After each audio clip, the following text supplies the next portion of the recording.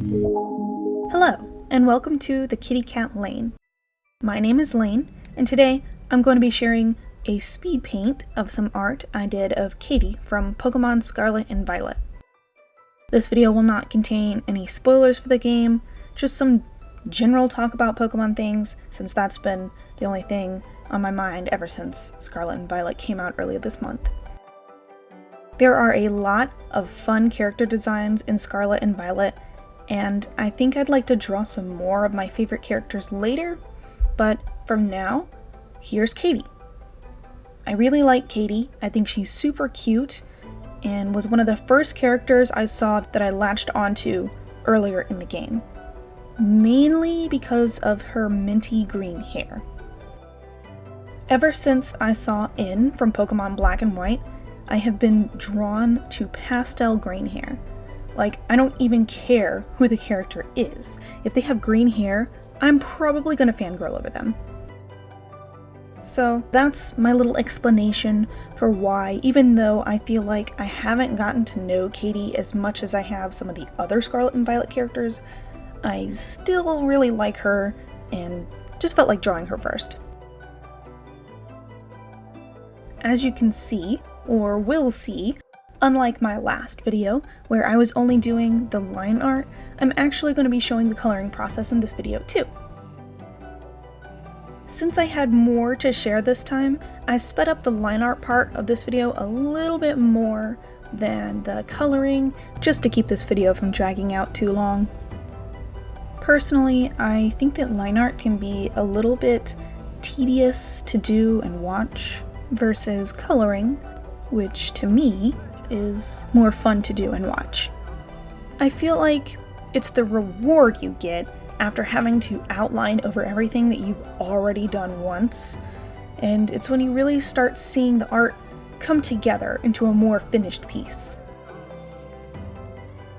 To dive deeper into the topic of coloring, shading and highlighting used to be such a big, daunting deal to me.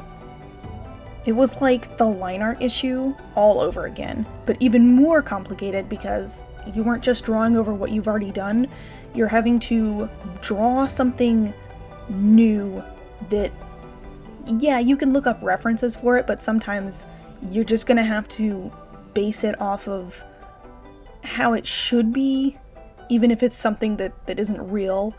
It can just be kind of confusing and complicated to do if you don't really know what you're doing. I'm not the best at giving proper shading and highlighting that actually follow a light source, but I feel much more competent at it than I used to, and I actually do enjoy rendering my art now. Especially when it comes to folds and fabric and hair. I used to hate doing that. I may still be winging it, but I'm having fun winging it now. Overall, I do think I could have done more with this piece if I really wanted to, but I wanted to do something that I didn't have to think too hard on. This was my first time back on Clip Studio Paint on the computer after only using Procreate on my iPad for a while. So I kind of had to readjust going back to a more complex art program, and honestly, I just need to toughen up and learn some keyboard shortcuts, because darting my eyes and my cursor around all across the screen like I'm playing a game of Pong until I've realized what I've been looking for, it's just not cutting it. It's taking forever when I could just boop, press a button, and now I'm there. No more guessing and trying to figure out, well, where's this? Where's that? Oh, I meant to press this one, not that one. It's just boop, here it is. Okay, done. I do think for the first few times I decide to record my art as I draw, I'll be a little nervous and less focused, but once I get more comfortable with it, I should be more efficient. Similar to how whenever I first started drawing in front of my friends, I would live stream my stuff to them on Discord, like just my friends in our little friend Discord. It wasn't, in front of a bunch of strangers like it is here. I'm actually doing it just for my friends. I was still really nervous at first, and it was hard for me to focus. I would be like, oh, I know I want to draw, but I don't know what I want to draw. And it was just really scary. But after I did it for a while, I was like, not really scared anymore. I just started doing it. Sometimes I'll still have trouble focusing if there's a lot going on. We have a bunch of people on the call. And by a bunch, I mean more than 3, and we're each doing something different. But it's still a lot of fun, and I'm comfortable with it now. So I think once I do this a few more times, I'll be able to be comfortable with it.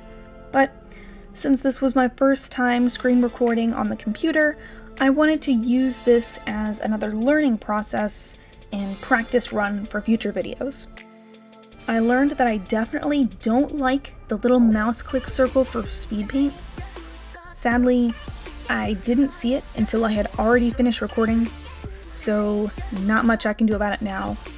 Luckily, it looks like once it's sped up to a certain point, you don't see it as much, but at least when I first reviewed my recordings, I was like, oh my gosh, that is so annoying. I really wish that I didn't have it, but since it was kind of default set on that, I was like, oh well, it'll probably be alright, and I left it on there, like an idiot.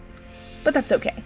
Next time I'll know better, and I'll be a little more vigilant about stuff that I'm actually going to record before I record it.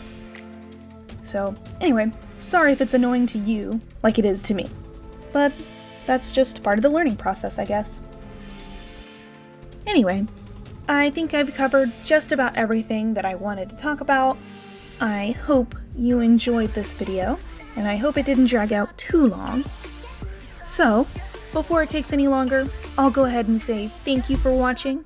I hope you enjoyed taking a stroll down the kitty cat lane with me. I hope you'll come back next time to see whatever I decide to do next. And I hope you have a wonderful day. Thanks again. Bye-bye. Here's your secret surprise kitty of the day.